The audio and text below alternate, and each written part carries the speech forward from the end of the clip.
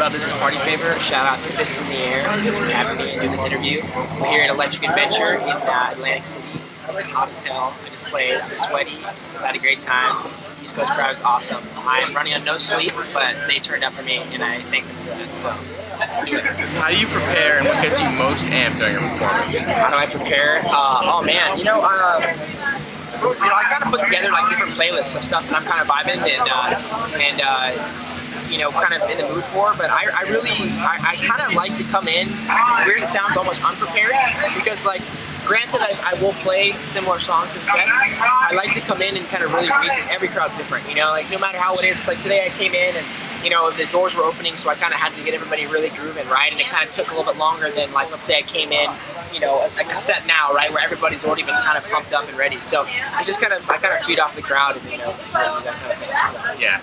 Crowd here is pretty wild. Yeah. You've played around the country and you're currently on tour. What city and state go craziest?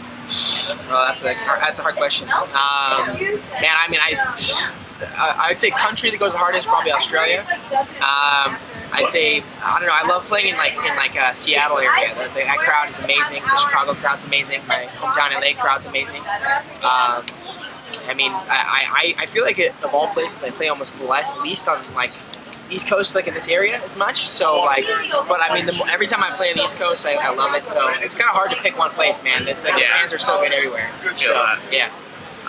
Right now, top 5 songs on your iPod. What are you listening to? Top 5 songs on my iPod. Yeah.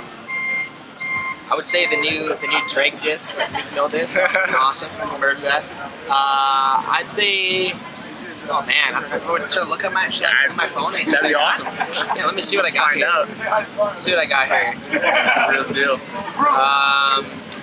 Oh man, they got all sorts of stuff. I don't really listen to my own stuff very much, other than just to kind of like listen to it until I get annoyed with myself, Shit, I mean, I love the Afterlife remix by DJ Snake. Definitely fucking with Dylan Francis' new EP. I really like the track with Calvin Harris. Jeez, so much stuff. That counts. I mean, we'll take it. We'll take it. Yeah. Otherwise, it's gonna be too long. But yeah, for sure. I guess to tail that answer. Yeah. I listen to everything, man. I mean, I listen to like reggae. I listen to dub. I listen to metal stuff. I listen to rap. I listen to dance music, obviously. So I mean, it's kind of hard for me to pick always like one favorite song, because I feel like I'll have a favorite song and then 5 minutes later I got another one. So it's kind of like I kind of have the music ADD for sure. So does that help you when you're producing? You like pulling samples from all different. Exactly. So yeah, I mean, I think for me, I grew up in a family that I was always listening to different types of music, and I really feel like that helped me, because like when I approach music and when I approach songs or how I'm going to make something, it's always like I try to like bring my sound, and I feel like I'm developing a sound, but it's still something that I want to kind of take elements from different things, Yeah.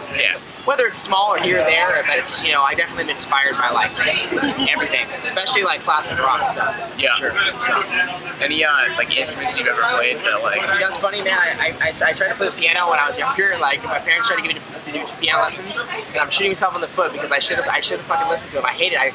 I kicked and stomped my feet like the whole time. I was like maybe like 10 or something, but it's funny because I'm kind of shooting myself in the foot now that I wish I had to learn more.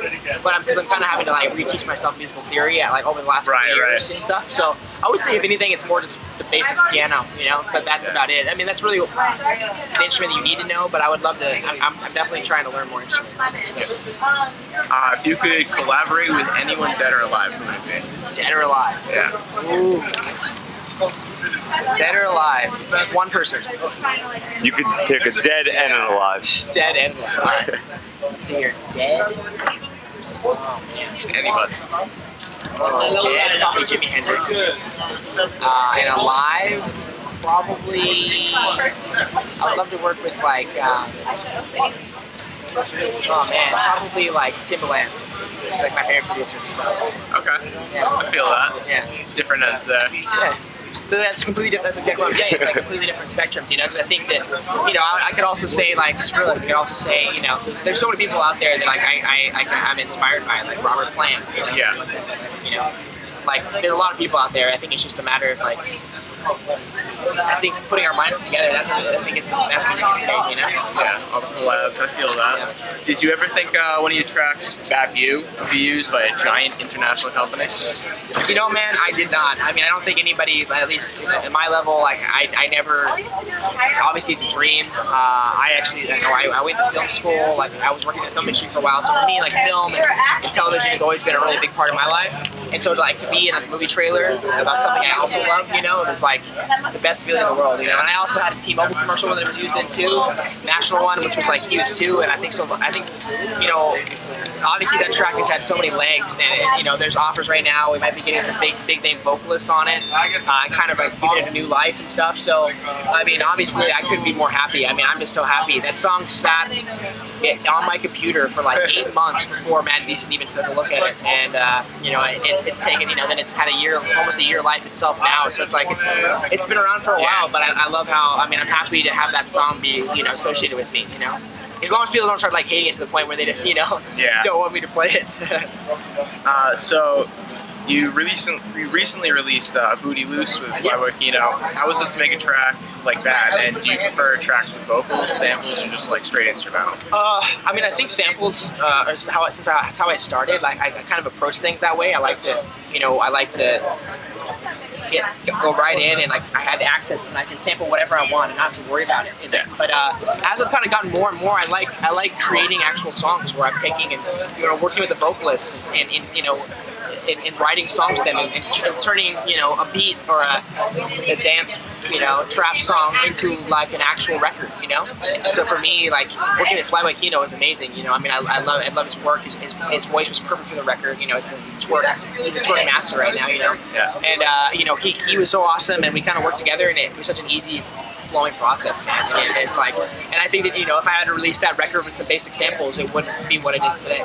So I think for the most part, I think you're going to see me releasing most of anything I do from now on will most likely always have vocals. So, okay. Yeah. So in the next like 6 to 12 months, any word on releases? Yeah, I mean, I can say a couple. Yeah, so I have a big EP that I'm working on. I've been working on it for like a long time. Originally, it was supposed to come out in like April or May, and we keep pushing it back. And it's not because I want to. It's because I want to make sure that every track is like as good as humanly possible. Originally, Booty Loose was supposed to be on it, and it was kind of like I even thought that song, as strong as it is, I was like, it's not even strong enough for the EP, you know. And so like for me, I work hard, and I really want like people to, you know, hear me and be like, wow, this guy's here to stay. You know, he's here. He's not fucking around. He's not a one-hit wonder. He's not a whatever. And you know, I've got so much music I'm constantly working on that. So it should be about a 4-track EP.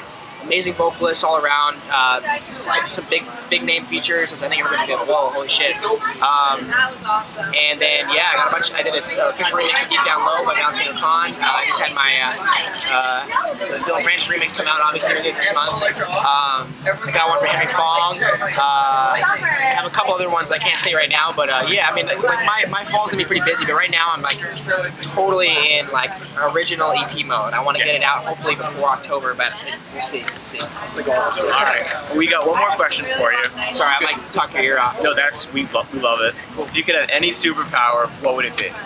Oh, dude, I mean, I think as cheesy as it sounds, I think I'd like to be able to fly, man. I mean, I think how cool is it? Like I fly like I'm literally in the airplane all the fucking time, and flying an airplane blows. But to be able to like fly like a fucking bird or something, as cheesy as it sounds, that'd be fucking amazing, man. To be able to fly wherever you want, like oh yo, like I'm gonna head back to my hotel, you know. Laugh, relax, let's walk, fly off, you know. Yeah, but yeah, or maybe X-ray vision, and I could like, you know, see in a girl's room or something. Big shout out to Fist in the Air. This is Party Favor. Here first. Atlantic City, we hot as hell. We out here.